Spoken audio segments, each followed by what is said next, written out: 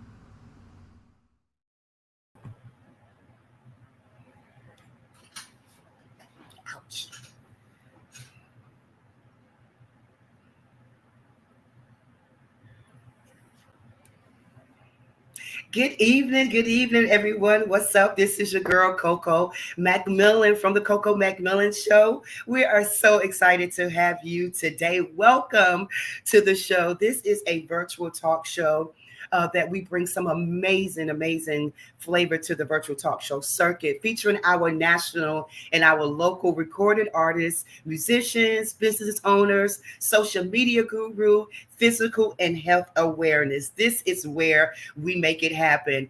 This show allows the guests the opportunity to come and talk about their career goals, their challenges, things that they're facing, their journeys, awareness.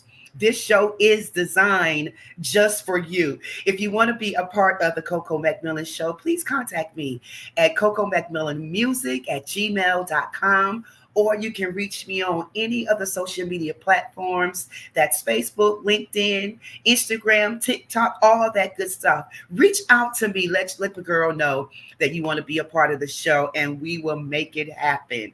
We want you to bring your experience and your knowledge to the show. We believe in sharing this information to our viewers. And I say this every week. Millions of souls can be blessed just by your testimony. So we want you to be a part of this show. We are streaming live here on the IBM network, on YouTube, Facebook. If you're in your homes, you can go to Roku and download Pod TV. You have to add the channel. It's free, by the way, okay? Go to add channel, download Pod TV Live, and you can watch it there in your homes, or www.podtv.tv. So there are many ways to watch the show. Listen, while you're sitting there, you watching, let us know where you're watching from, what you're doing, all that good stuff. Let us know if you're enjoying the show, and tag someone. Comment, like the broadcast. Let them know that you are about to spend the next hour with your girl, Coco McMillan. And we have some amazing guests that's on the show tonight. So we are doing a quick roll call. Let me know that you're out there and that you're watching. Raven Robertson, I see you out there. I just want to say to you, publicly, thank you so much. Raven is so amazing. Homegirl there from New York. She's been sending so many amazing guests to the show. So shout out to her and Wayne Booker, Mark Lee, everyone that's working behind the scenes to make this happen. So let me know that you're watching out there. I see there Jean Johnson, that's Newark, New Jersey. Thank you so much. Jane McMillan, Cass, all you guys out there, thank you so much for watching. So listen, we're going to go ahead and start the show. As I said, we have two amazing brothers on the show with us today. I'm so excited about Hussein Yadaberry and Mr. Aaron McCoy. Hussein, just had a chance to meet him. Amazing young fella. Thanks again to Miss Raven Robertson for bringing him to the show. He's doing some amazing work in the New York area. Monique Taylor, good afternoon to you. That's St. Paul's in the house. So thank you so much for watching. But yes, Hussein, doing some great work there in New York area, the Bronx, New York. That's where he was born and raised. Upbringing was marked by identity struggles. Being an African Muslim in the New York, New York area, he has faced many challenges and bullying and trying to fit in. He has recently been appointed for the executive director of the Muslim Community Network, and that is MCN. And he's been an exemplar of unwavering dedication to the community, service, and education and inclusion. In spring 2020, during that COVID-19, that's when he took the role of the director of the Neighborhood United, instrumental in launching programs in arts and coding and sports for the youth in the South Bronx area. He does a lot of work also in Manhattan as well. So I want to introduce him tonight. Before I bring him on, I want you to check out this quick video of Hussein. Check this out.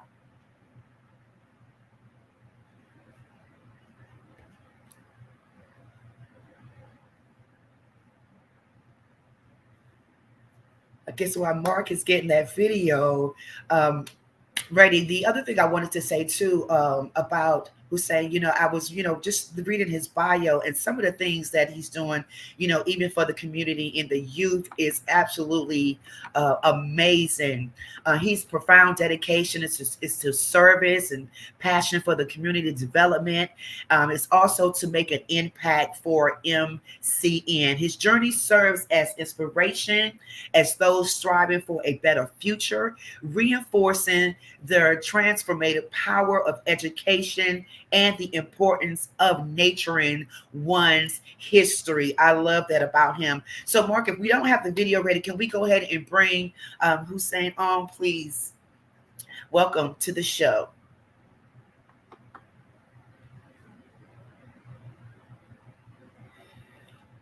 This podcast is on an endless pursuit to build through entrepreneurship, empowerment, and creativity.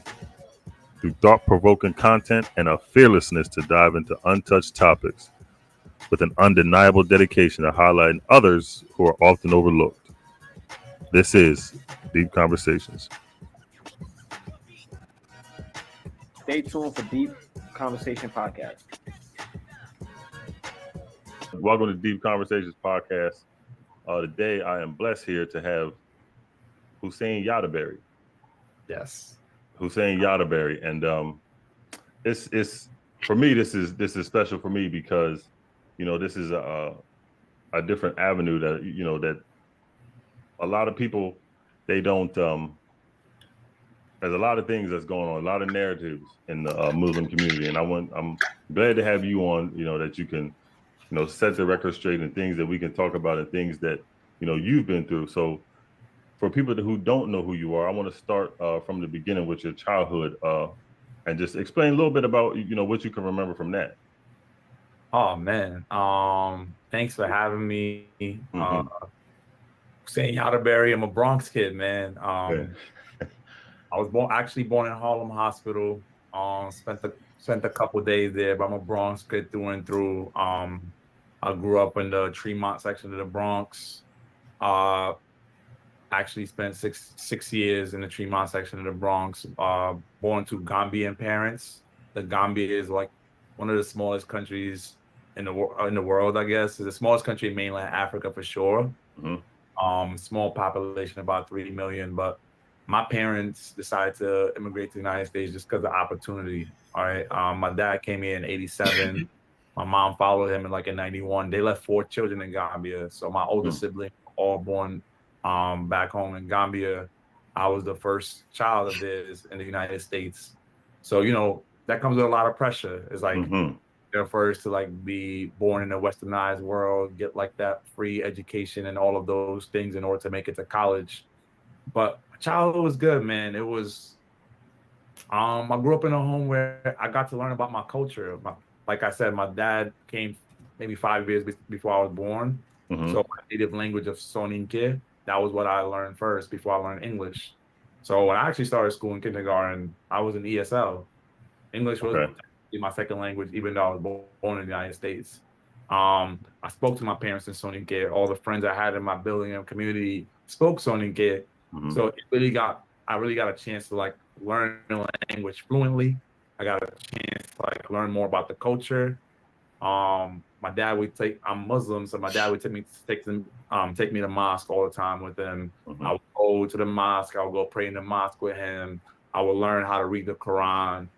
But I think it was really nice that I got a chance to really do a deep dive into my culture until the age of 5 with little input from the outside world, outside of my culture. So it was really powerful, and it really set a really good foundation for me.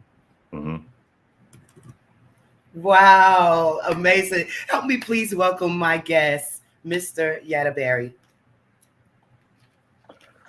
Hey, Coco. How are you? Hi there. I'm well. Yeah, Well, thank you so much. Thank you so much for being a part of this show. I really feel like I'm underdressed. Look at you, all sharp. Please forgive me. So I was actually at a rally earlier today at City Hall. So I was dressed from there, and I just got home. So I never got a chance to change. Well, thank you. You look nice. Thank you so much for being Thank you. I appreciate it. Part of the show. Yeah, I love the intro of the video because it was kind of telling us a little about you, about growing up. So can you continue that conversation as far as coming to the United States? I mean, you say now I'm a Bronx boy. You say it so. I love the way you say that. But coming from a different country, I think when you say 6 years old is when you came to the States. No. So my parents came here. I was actually born here. I was born in Harlem. Okay. So my mom immigrated here in 1991. So I was born in right year after 1992. Right there. Okay. All right. They made quick work. But yeah, I grew up in the Bronx pretty much my whole life into adulthood in the Tremont section, but then I moved to the Mauritania section, and it was just interesting. The West African population was really small at that time. Like now, when you go to places in Harlem and the Bronx, it's like a big bustling West African population, but it wasn't always like that. So it just took a lot. It took a lot for the neighborhood, for people around us to kind of get used to us, who is this new population coming in, and like, there was a little friction, a little tension. But like in my neighborhood now, like that block that I grew up on, my mom is still there, my brothers are there. It's a lot of love between all the Dominicans, the Puerto Ricans, the Gambians, everybody. It's like a nice Good. melting pot. Good. That's good. Now you said that was English your second language? I think you said English was my second language. So the thing is, growing up in a home where your parents are recent immigrants that don't speak English well. So my parents' philosophy was, we're not going to try to teach you our broken English. We don't speak it well, so why bother? You're going to learn it in school. We're going to start off with our native language and focus on that and build that foundation of understanding of your language and culture. You'll get everything else that you need from America at school. Like from 0 to 5 is just, we focus on our thing. Wow. So, and just reading in your bio, you talked about the bullying and growing up and things like that. How hard was it for you to I don't want to say adapt, because you didn't adapt to that, but how was for you to, because it was a challenge, I'm sure, for you to kind of conquer that? Yeah, I think it was definitely a challenge. I think it more so like really in elementary school, like before you kind of get to know yourself, is very frustrating. I mean, in New York, the big statement that people used to say was African booty scratcher. That was the one that would like get you like immediately ticked off, heated. It would be kind of arguing, fighting, but it was just like people understanding, like standing your own ground and like letting people know, like there is no difference between you and I. Yes, your parents come from a different island in the Caribbean. My parents come from here, but none of us are really native to this land. And I think really kind of getting people to understand we all like new arrivals. So it's a tough battle. I think, like the country really has a way of separating us, like African Americans from Africans, Africans from Caribbeans, Caribbeans from the Latin, lighter skin looking Caribbeans from the darker skin looking Caribbean. So they have ways of like separating all of us, but like we literally, none of us are really from here. Like if we really want to be honest about that, even the white people in this country are not from the Americas. So, but I think, people really get indoctrinated into saying I'm American and like these people are other. And like, that's what we really got to stay away from. Right. Oh my God, I love this. So going on through high school and college, walk us through this journey, that what happens and then how you ended up in the role as the director of the Muslim community. Yeah, for sure. So I would say, like my parents' education was really, really important to them. I was their first child born in America. So I had a chance to go to a specialized high school called Brooklyn Tech and over here in New York City. So even though we lived in the Bronx, and my dad made sure I was getting on that train, 50-minute rides down to Brooklyn in order to go to that school. I was able to transition into City College of New York with a bio degree. So I actually thought I wanted to be a doctor.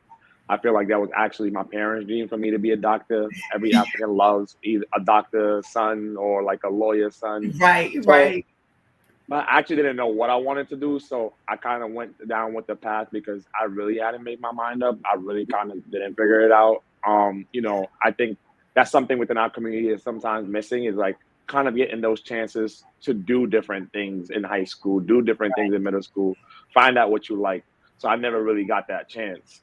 So I went into college with bio. I was gung ho about it. I'm like, all right, I'm gonna be a doctor. I graduated with the degree, but in the midterm and junior year of college, I actually did an internship at Montefiore Hospital in the Bronx. Wasn't a big fan of it. So I kind of like, I don't know what I want to do, but I know it's not this medicine thing. It's not the medicine, yeah. No, so actually a friend in college actually said, you should probably try teaching science since you actually like the subject of science, but you don't want to be a doctor. you could become a science teacher. So my first job out of college, I taught science. I taught science in public schools for third and fourth graders, and I taught science for 7 years after that. Wow. Did you like that experience? I mean, did you love doing that, teaching the kids? Yeah, I enjoyed that experience. I loved it because I think when I actually wanted to be a doctor, I wanted to be a pediatrician. I wanted to work with kids when I thought I wanted to be a doctor. So that was my mindset. So it was like, all right, if I'm not going to end up being a doctor, I could still work with kids because I think that was always something that was in my mind. I could still work with kids, get a chance to like really like motivate youth, get a chance to connect with youth and like show them like the different options and pathways they are out of the hood. Because like I worked in schools in Harlem and I worked in schools in the Bronx predominantly. So within that, I really did enjoy my 7 years of teaching. But even within that, I knew there was something there that was still missing. I'm like, I like this job, but I don't like this. I don't think I want to retire doing this. Okay. So like in that process, like I'm doing my teaching thing. I'm loving it. I'm enjoying it, but I'm trying to figure out what is my next step. What is my next pathway? It wasn't until 2020 during COVID when it was a really difficult time for everyone across the whole globe. Yeah. But I kind of did find my passion, which is where I want to be able to affect change in people's lives through community work. Wow. So let's talk about MCN. MCN, is that? Yeah. Let's talk about that. What are some of the things what's your role? We know that you're the executive director, but what are some of the things that you're doing?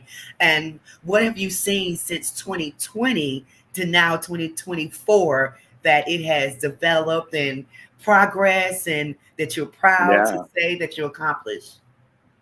So at MCN right now, I'm the executive director. What that means, I'm looking at all the strategic vision for program planning. I'm doing all the development, trying to raise funds for the organization. And I am the mouthpiece and I'm the person that's at the forefront of the organization. So MCN, like the goal is to redefine and shape the narrative of what it means to be Muslim. I think there's this real negative stereotype associated with Muslims. A violent extremist religion and people that don't love like America or other people of other religions or people of other cultures, which just simply isn't true. Right. So like it's our work is to really help teach within our own community through community education. That's immigrants' rights workshops, that's hate crime prevention workshops, but then also helping to do diversity education with other communities to like really kind of like shed light on who we are. And how broad Islam is. Like when people think about, there's 1.9 billion Muslims in the world. It's a quarter of the planet. But when you say that, people are actually like shocked. Like I didn't know there were that many Muslims. It's like, yeah, it's a huge religion. What's the number again? 1.9 billion. Wow. Okay. Yeah, 1.9 billion Muslims. So it's a quarter of the planet. It's like one of the fastest growing religions, and like heavily in Asia and North Africa, West Africa is the predominant religion, and people are living successful lives. People are really connecting with other people of other cultures. But I think people don't really get to see that positive aspect. Like I was talking about earlier, media really gets to tell our narratives until like we have shows like yours, like that get to tell our narratives and more of those, we're never going to really have that accurate depiction out there. Wow. And so now moving forward is 2024. What are some of the things that you guys are doing in the community, getting the word out, having the events and things? What's some things that's coming up for you?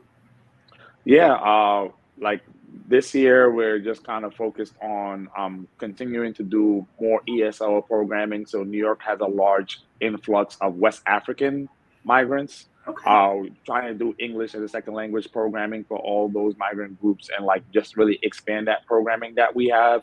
We want to do more hate crime prevention workshops in order to make sure people in the community actually really feel safe and just bridge more gaps. So like we're working with more agencies within the city in order to like really let them know the pockets of Muslims they are around the city and like what their needs are. I think because the communities are so diverse, people don't have the language access to tap into these communities.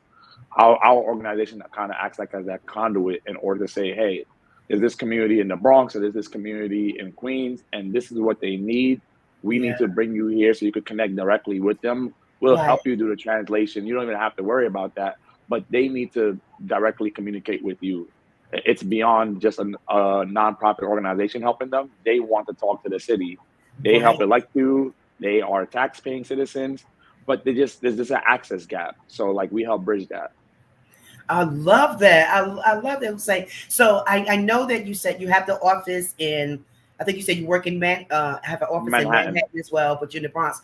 But what about if someone wants to be a part of your network? Because they're not in the New York area, but what if Yeah. they're in North Carolina? Or how do you go about networking with other cities? Well, I think that's been like the one of the blessings within the COVID era is like this like video conferencing kind of coming to the forefront. Like Yeah. we've been collaborating with other organizations, Muslim, Christian, Jewish, secular, it doesn't matter, all over the country Mhm. because people really do want to know more about Muslims, especially with everything that's happening in the news right now in Right. Palestine. People are like, I don't know what's what. Like, can we come to you and like just kind of get some basic education? And like that's what we're here for, right? Yeah. We're here to like really help and assist our community around us and really trying to understand more about us, the things that we're going through, and Yeah. what's actually true about us because there's a lot of narratives that are being depicted. So we are on different councils, and so Good. we've worked with like mosques within Greensboro, North Carolina. Okay. We've Good. connected Okay. with some brothers out there. We've actually connected with some city council members in Raleigh, North Carolina. We're part of the Strong Cities Coalition. So Oh, like we do a lot of connections with just different coalitions around the country because our experience in New York is our experience in New York, but there's so many different experiences somewhere else. There's right. places where we can offer support, but there's things that they're doing well as well in other places around the country that they can offer support to us. Right. I love that. And so we have your information that's running at the bottom of the screen, but tell us how they can learn more about you and how they can find your organization and your company. Yeah, so Muslim Community Network, we're out here in New York, our Instagram, our Twitter or X now, our Facebook, everything is at MCNNY. So MCNNY, that's all of our social media handles. And our info is on the bottom. Info at mcnny.org is how you can reach us via email. And 450 Lexington in Manhattan, that's our company address. If anybody wants to drop by and just, if they need anything or they want to talk about anything, they can just email us and we can schedule an appointment to see what their needs are.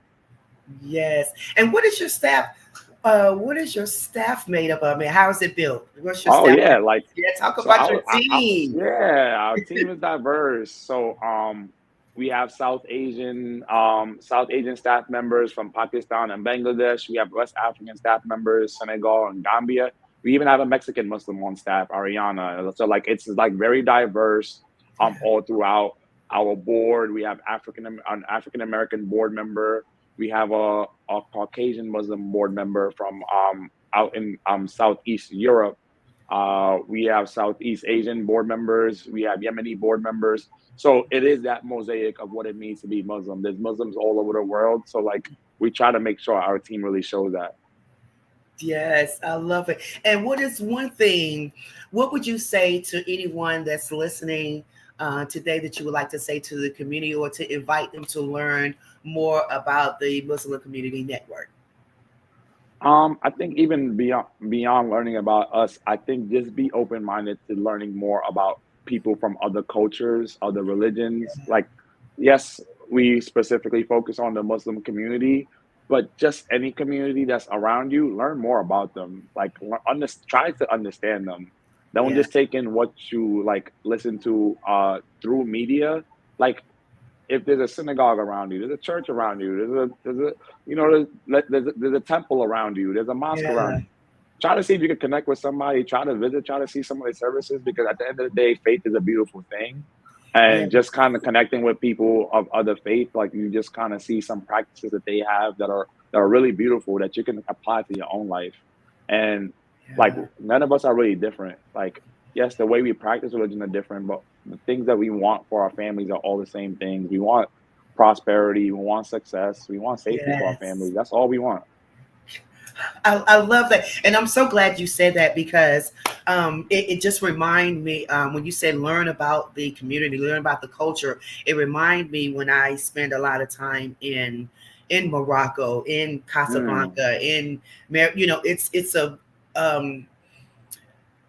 the culture there, the culture there, predominantly Muslim. And, I felt they treated me so well, Hussein. I mean, I really had Yeah. a great time. I respected when, they did Ramadan. They respected me for the music that I did. We sat and we ate together. Well, of course, the amazing tagines. Of course, I know you know all about the tagines. But it was Take just the top amazing. off. Yes.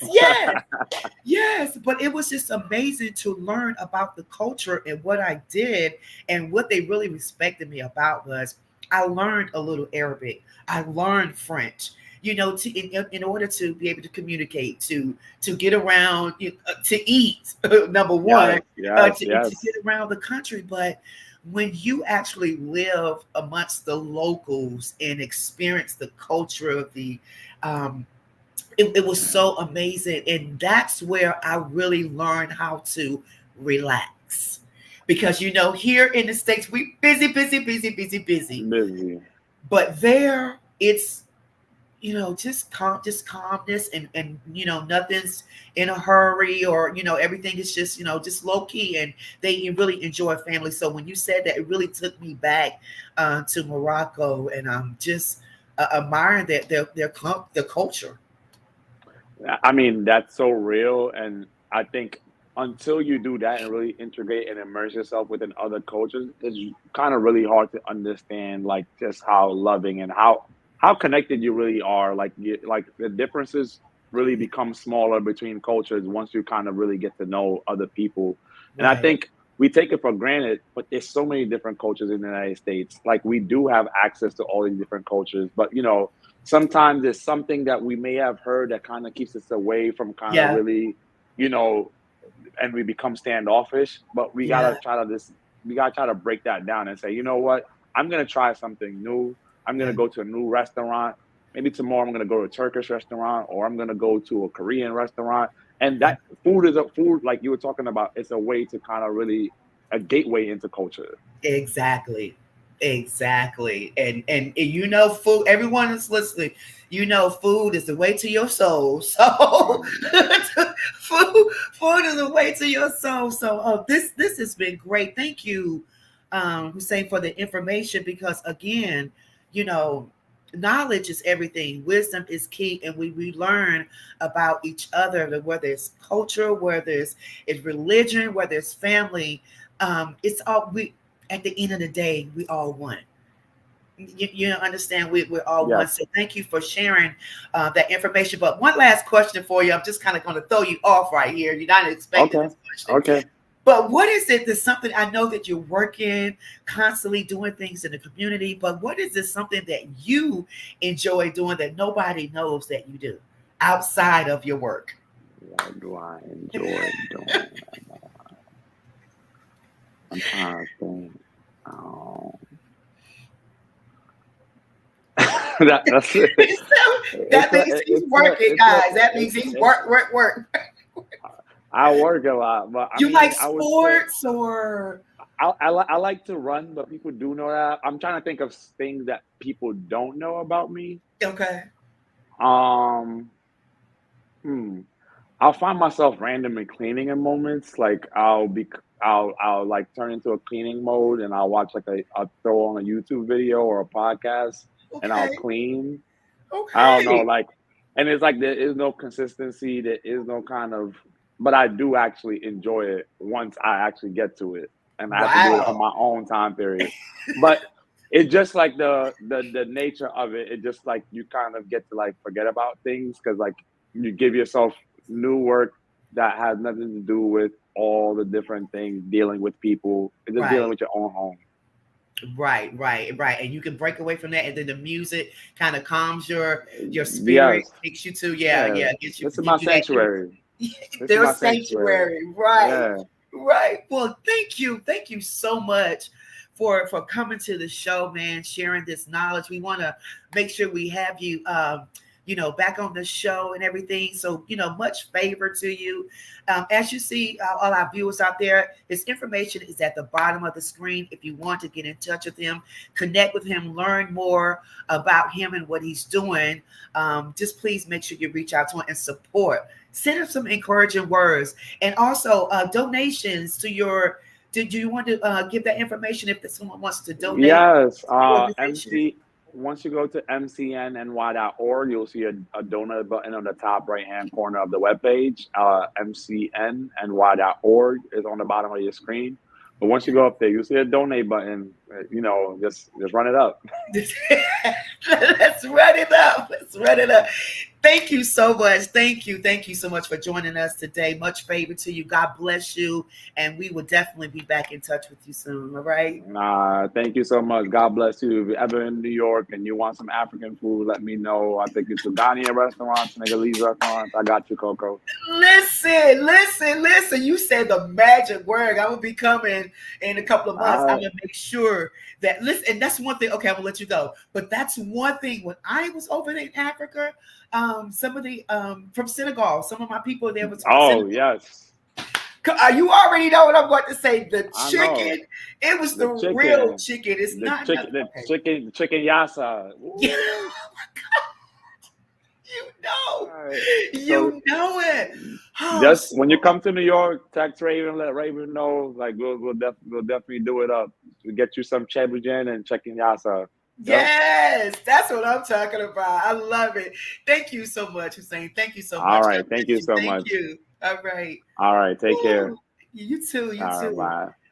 All right, guys. That was Mr. Hussein Yadaberry from the Bronx, New York, the director for the Muslim community there in the Bronx. He's the executive director there, doing some amazing things there in the Bronx and also in Manhattan, in the New York area. So, if you want to make sure that we want to make sure that you reach out to him. So information is there at the bottom of the screen. So make sure you reach out to him and get some knowledge, for what they're doing, and maybe you can help someone here in your city. So reach out to him. So listen, our next guest to the night is my brother. He is back with us on the show, the saxophonist, the saxaholic, whatever you want to call him. The boy can play the saxophone. We call him Aaron the Real McCoy Jr., graduate from Shaw University, Raleigh, North Carolina. He has his BA in musical performance and production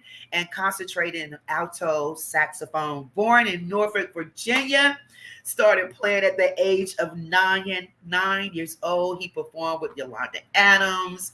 He's performed with Coco McMillan, the one and only, Mr. Donald Lawrence, Richard Smallwood, Shirley Caesar, Melvin Williams. He's traveled all over the United States and other countries, Brazil, Bermuda, Colombia, the Czech, United Kingdom, Germany, Jamaica, the Netherlands, Dubai. He is the man with the plan. He is have his lovely wife, TT, I call her TT, and his son, Trey. So please help me welcome. He has a new song that's out that's called Amazing. But before I bring him on, I want you to check out one of the songs from his album that is called Next Level. Check out Mr. Aaron McCoy.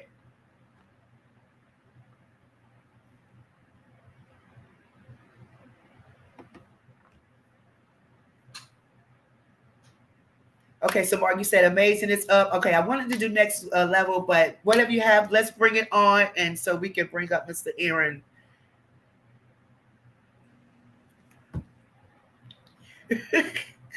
What's up, Aaron? What's going on? What's going on, Coco? How you doing? How you doing? I am good. God is good still. God is good all the time. So Aaron, welcome back to the show. We're going to play this video in just a few minutes. Whatever you have up, Mark, we want to go ahead and play it. Welcome back to the show, Aaron. It's been a long time. Not that long, but long enough for you to come out with a new song. Got the Amazing out. So what's been going on, man? You've been working. Yeah, hey, listen, I like Brother Hussein said, I've been running it up. I've been working. I've been working. I got work to do. Yeah, it's been good. It's been It's been good. good. It's been great. It's actually been great. You Good, know, good. I know that. I think the last time we performed together was during the Christmas, and we had a ball. Oh my God, we had a great time there. Um, you did some things New Year's. You've been traveling. I know you was with the Who's Bad Band, but you've been doing a lot of stuff on your own. Tell us about some of the shows that you've been doing, Aaron. yeah, I've been doing quite a bit, man. I've done some jazz series in Texas, in Houston, and Dallas. I've been up and down the East Coast. I've done a few jazz shows here in Raleigh. I've had Okay. since the last time we've talked. I've done two at the Rialto Theater Yeah. in Raleigh, and Yeah. I've been everywhere. South Carolina, doing some jazz rooms there. Um, but yeah, the most major thing is I dropped Next Level to Sirius XM Radio, major radio Yes. across the country. Yeah, Yes. yeah. So it's spinning heavy across the country. It's It's real been hot Aaron. in those smooth jazz pockets like Nevada, Connecticut, California, Texas, Houston. Shout out to 90.9 in Houston. Woo, That radio woo, woo. spinning it. I got the actually chance to meet Donna. Donna and Ryan, some of the DJs over there. That's just like actually throwing my record on. You know what I mean? That's what's up. Pastor Yeah, Brinkley said, "What's up, Aaron?" yeah, that's good. I mean, my one goal that I had this year was to reach Billboard, and I did. And you did. I did. I Look at God. charted at 106. Smooth Jazz Billboard charts at 106.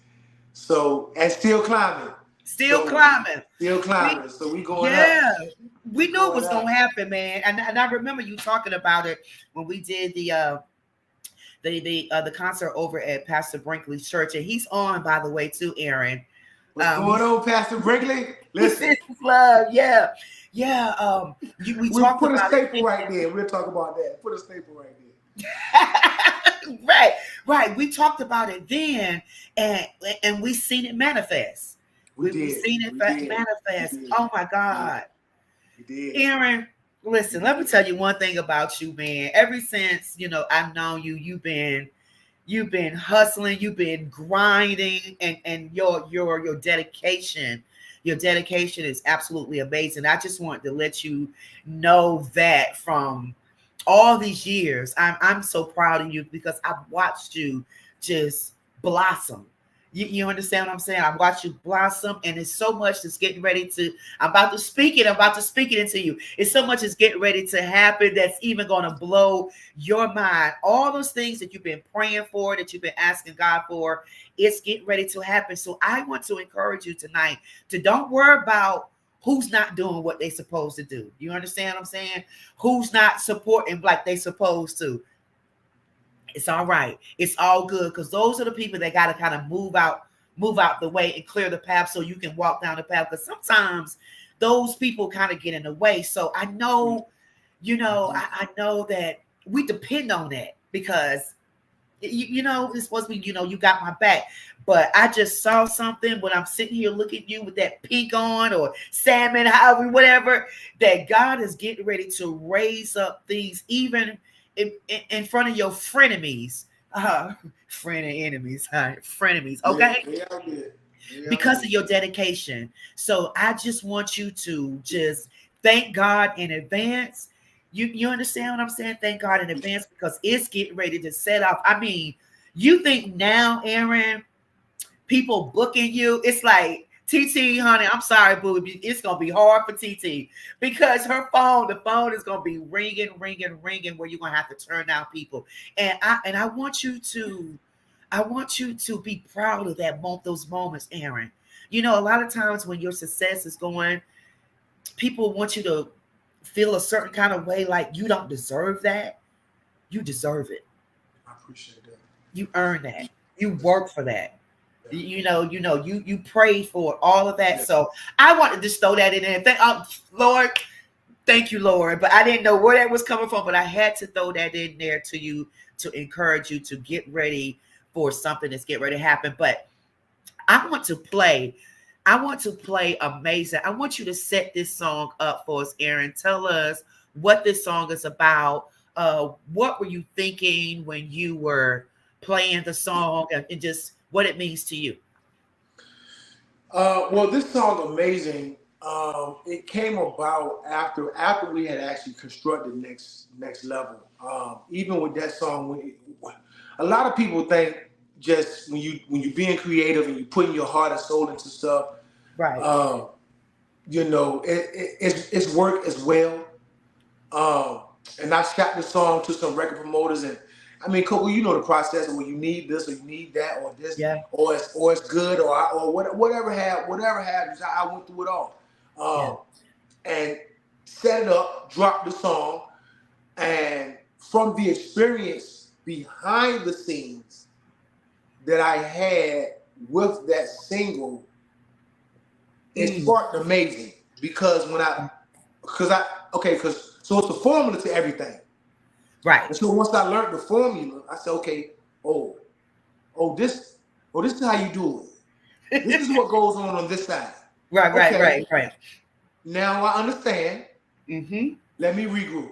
Right. You listen. You got to play by the rules. That's right. In some of these arenas. That's right. You can't cut no corners. You have to play by the rules, and they gonna hold you to that. Yeah.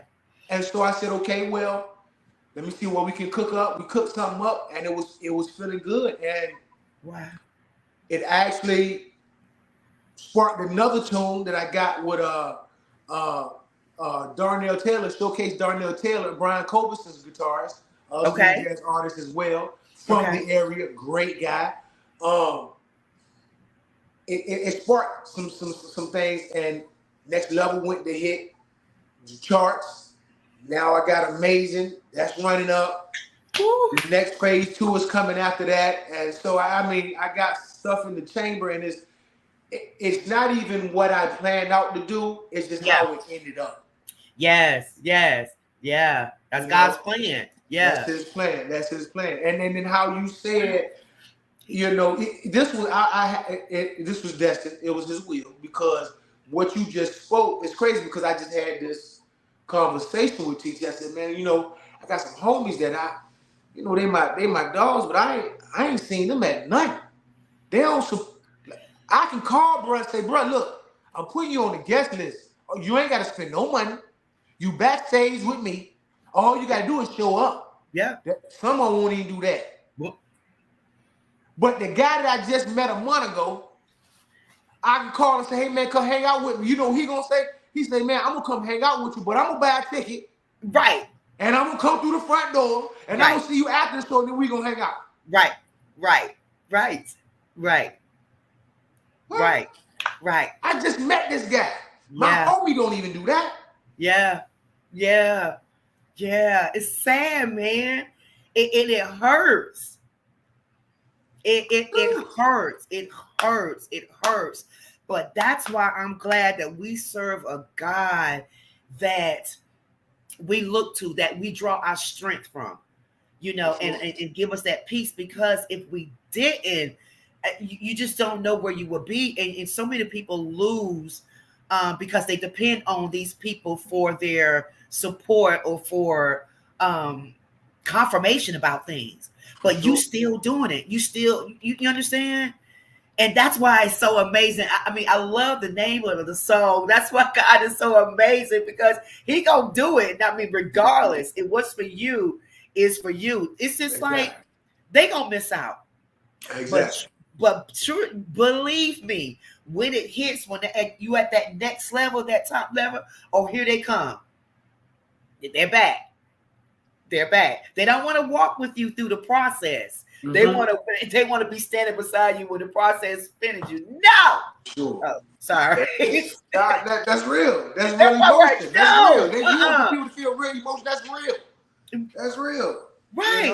Like you got to get dirty with me. You got to cry and see when people don't show up or don't pay me or don't, when everything, the show is going wrong, when I'm having a bad night, I need you there with me. But sometimes God have set it up that way to, for in order for us to just solely depend on him, because we know at the end of the day that he's the one that makes it possible. Who are some of the people that worked with you on this song, Amazing Aaron? Oh man, some cats of course, co-producer Brandon Williams. Brandon. One Music, yes, he's great. I actually Grammy nominated, artist as himself. Thurman Woods is on the bass. Thurman Peanut Woods, he is Peanut the guy. When I came in, wait a minute, Peanut is on the bass. Yeah, it's my Thurman. I don't know no Thurman. I know Peanut. Look, we on the interview. I'm trying to be. We're not behind the gig. I'm sorry.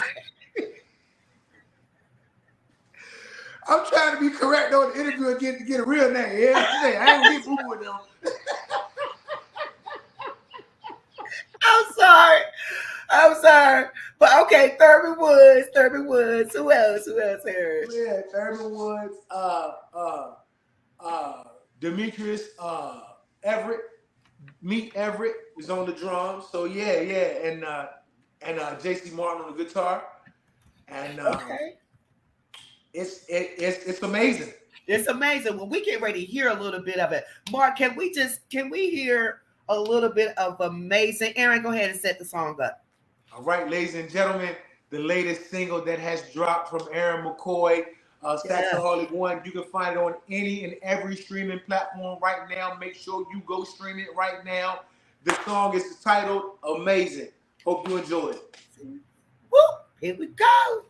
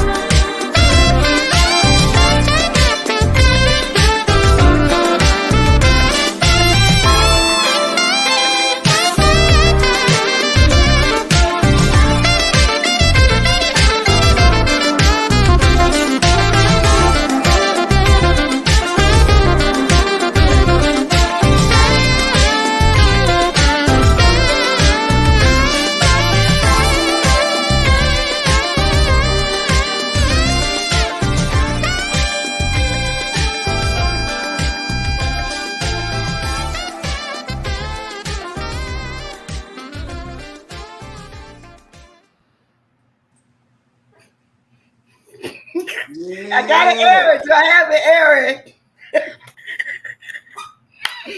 Woo! Yes. Yeah. That was amazing. Listen, I'm like Pastor Brinkley. He said, I hear God saying 2 words for Aaron. And I'm like, what is it? He was like, next level. Yes, sir. Come on now. Yes, sir. Yes, sir. Next level. Yes, Donald sir. Knight, Yes, sir, thank Pastor you so Brinkley. much for watching. Huh? I said, yes, sir, Pastor Brinkley, and he's amazing as well. Oh, yes, he is. Yes, he is. Shout out to Pastor Brinkley and his amazing wife and church family, all you guys. Donald Knight, thank you so much for watching. Monique, all you guys. T, I see your comments. But Aaron, that song is truly amazing. What do you have coming up next for you? Are you leaving town pretty soon? Actually, yeah, I'm about to get out of here in a few hours. I'm heading down to Atlanta. What? TT, I'm sorry. You know me, Aaron. He's like, yeah, I'm about to get out of here in a couple. I'm about to get out of here in a couple of hours. Yeah. That's good, Aaron. Are you doing some things for Juneteenth? Well, I had some Juneteenth situations lined up, more than I could actually handle, and then some of them fell through. But I ended up having one, so I'm doing one, but it's not here. It's in Pennsylvania. Pennsylvania, okay. Yeah, I'll be that way for a Juneteenth celebration, but still celebrating our independence. You know what I mean? Yeah, yes. Amen about that. Amen. So you're gonna be in Philly. What do you have? Okay, so we got the song Amazing. How can people get the song? They can go to any streaming platform right now. Pull your phone out. If you just type in Aaron McCoy, I promise you it'll pop up. If you type in Aaron McCoy saxophonist, if you don't even want to do that, type the name in Google. The name you see popping up on your screen, Aaron McCoy, just type that right there in Google. Everything will pop up. I promise you. I promise you it will. I promise you it will. Because I'm telling you, Google and AI boy. Well, Google like they grew up with you. I was like, hold up, Google. My name is Sean, and they can finish my sentence. Wait a minute. Y'all doing too much. But it's a new world. It's a new world, and I'm just grateful what God is doing. I saw something earlier, Aaron. It says when we were talking about our conversation, what we were saying about, moving to the next level and having that support system that we thought that we should have. I saw this thing says, pain made me pray and prayer made me powerful. So I'm saying that to you, for you to keep that in your spirit, that the pain makes you pray and your prayer makes you powerful. So that powerful that you have in you, in your career, your album, this next level, it is going to be amazing. All right. So I just can't wait to just sit back and enjoy the journey, that you and your family and your team is going on. Any shout outs? I want to say shout out to our pastor Melvin Jackson, Mrs. Grove, the First Family. Shout out to you guys. But and we're gonna leave on the next level. That's one of my favorite songs too. But any shout outs you want to give out right now, Aaron? First off, I want to give honor to my Lord and Savior Jesus Christ. First in my life. No, listen. Shout out everybody, that support. Everybody supports Coco, myself, our families. Definitely major shout out to Pastor Brinkley. I'm gonna say this real quick. Pastor Brinkley helped me out tremendously. And if you need a car, you need some wheels, go and see him down there at Ford Smithfield Ford. I'm telling you, Coco, I don't know if you remember, I got in a car accident Christmas Eve, right? Right. I didn't have a car for 6 months. Right? What? Yeah, but I got around. God was good. He made a way, right? Then I had a car for 6 months. Pastor Brinkley called me. I was on the road. He called me. He said, man, I got something for you. When I went to see him, it was exactly what I had been looking for. No. The crazy part about it is I had seen it 6 months prior, right before I got in the accident, and Pastor Brinkley told me, oh, man, it's yours. You're going to have it. Didn't know 6 months later, the car that I said it was mine. Because of that, man, he helped me. Y'all go see Pastor Brinkley. So I'm stuck. Look, I'm about to get off the camera right there. I'm about to drive. I'm about to drive up there. Oh my God. You get ready to go. Yes, you gonna go get your car? You're gonna go get a car because of what Aaron just said? Because I had to give Aaron a hard time because he said it was ordained that he was gonna get that car, and he got that car, so he went ahead and got it, and all along those lines. He got it. Yeah. He got it. Shout out to Pastor Brinkley, for just help being that person that sometimes you need help to get where you need to go. And Pastor Brinkley was that one. So Pastor, we coming. Listen, I'm coming to see you. I've been saying it, but I'm gonna make it happen. And Lord, hopefully don't get in no accident or anything. But no, don't get no accident. Hey, we Coco, don't, just we really don't make quickly. it. No, don't get no accident. But just really quickly, because what I was going to ask Aaron about, because I kind of alluded to it earlier, and you had that Muslim brother on earlier and everything. But I was just wondering if the two of you can speak about, because we got people that are on this international platform, how no matter what your belief systems are, that we have this need for unity around the world and everything. So I just want to hear Aaron's thoughts around that, because we got people that are different denominations, different things. And I know that you go to a country that is very much Muslim oriented. We had that Muslim brother earlier on. So I just wondered if you could maybe speak, if that's all right with you, Coco, about the need for unity and how music plays a role in that. Yes, sir. Most definitely, Brother Mark. And it's funny you say that, because when Brother Hussein was on, I actually had that, drop into my. I have musician friends and brothers that's FOI Muslim, that's Palestine. Some that don't even, that's atheists. They don't know nothing. Right. They ain't got so. Right. But we all come together and we work together in this thing called music. And when we in that whatever separated us, it kind of disappears. Yeah. Because it's a common language. Yeah. Even when I go to these different countries, I've played in venues where I can talk on the microphone, just like I'm talking to you all, and no one in the venue will know what I'm saying. Yeah. No one in the venue will know what I'm saying. But when I start to play that saxophone, and then you see two old ladies in the front crying, right, or somebody that stood up in the back just said, "Man, it's the universal language. Yeah. It's the universal language, and it breaks those barriers. And through that, we're able to unite. I don't think there's a Muslim brother that we all got the same goal. Everybody want to live well. Everybody want to eat good. Everybody want their children to be successful. Everybody wants their family to be good. And no matter what religion or fashion or culture you have to be in, those are the same things everybody wants. So, it may be one little belief that might separate us, but at the end of the day, we all want the same things. That's right. So we all need to kind of fight to get to that unity. But yes, I come up with.